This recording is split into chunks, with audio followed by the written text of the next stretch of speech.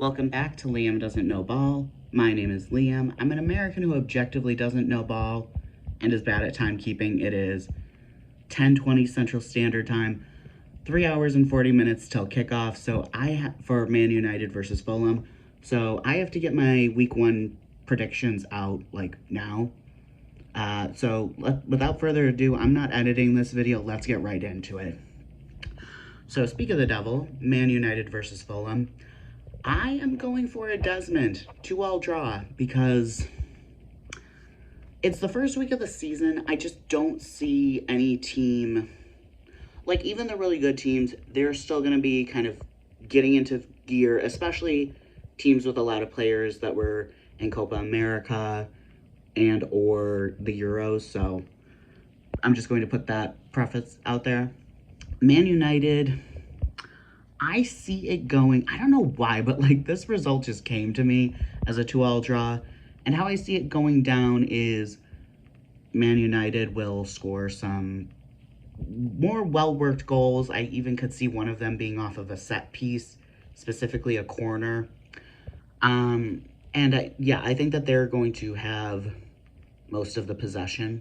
At least I hope so. God help us if Man United becomes a counterattack team for longer. But I do think that they're going to be sloppy and concede 2 really bad goals. Maybe just a cheap giveaway, like just in Fulham's half, and then Onana gets lobbed, something like that. Or yeah, I just think they're going to concede bad goals and it'll be a 2-all draw. And cue the Man United fan base meltdown. Yeah. Okay, moving on to the Saturday fixtures. I have Ipswich 1, Liverpool 3. I think that how I think it's actually going to go is Ipswich is going to score first.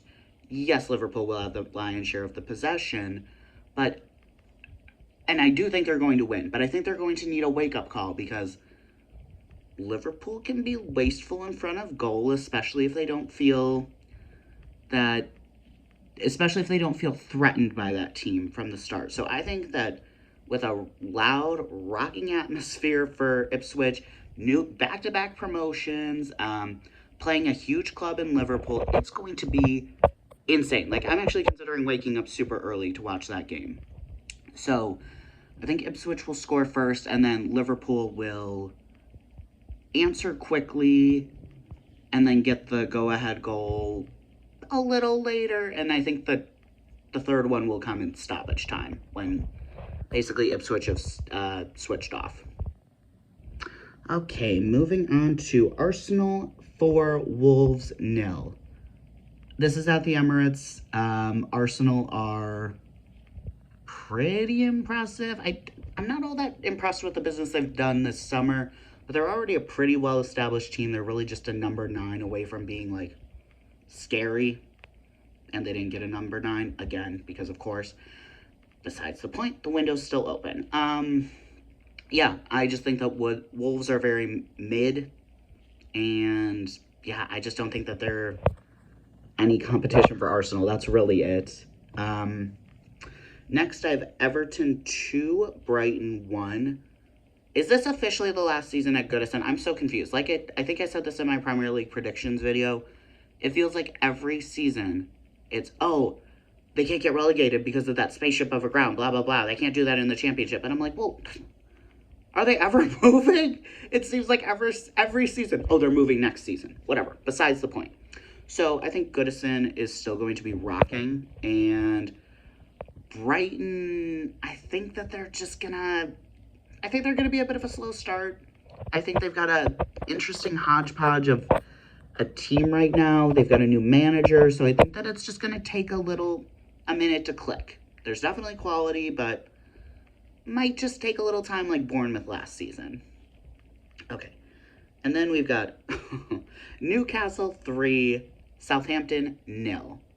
Can you imagine Southampton having to go to St. James's Park with all those loud, rowdy Geordies, creating an atmosphere for the first game of the season, and they're hungry. They want Champions League again. Their squad's probably about as fit as it's been in about a year. Sandro Tonali won't be back yet, but he's coming back. And poor Southampton, they are not prepared to deal with that. Like, I'm going 3-0 to, just because I think that's a reasonable scoreline, but honestly, it could probably be a lot worse. Okay, next, I have a 1-1 draw for Nottingham Forest and Bournemouth. Sorry, my arm's getting tired. Bournemouth, I've already said, like, they've just lost Solanke, so there goes a lot of their goals. They're going to have to make up for those goals somewhere. Forest, like I said in my predictions, they have a talented squad. They just never seem to click. I just think it's going to be a boring 1-1 draw. I don't even have a thought on who the goal scorers are going to be, how the goals are going to be scored.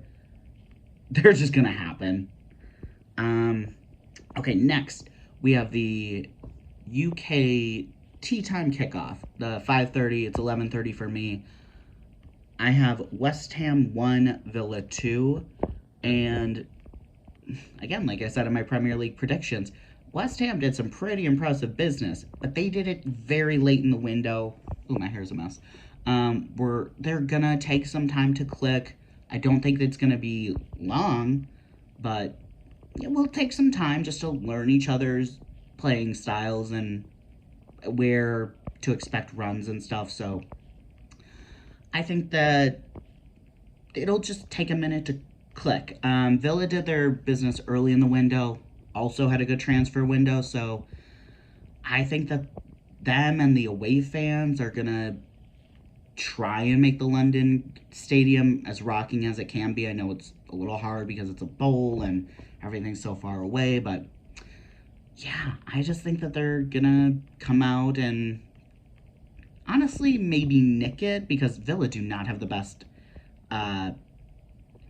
record against West Ham. I don't think it's going to be a blowout by any means. I just think that Villa have more recognized goal scoring threats and a slightly stronger defense, and I think that's where it's going to be won. Okay, moving into Sunday fixtures, I have another Desmond with Brentford and Crystal Palace.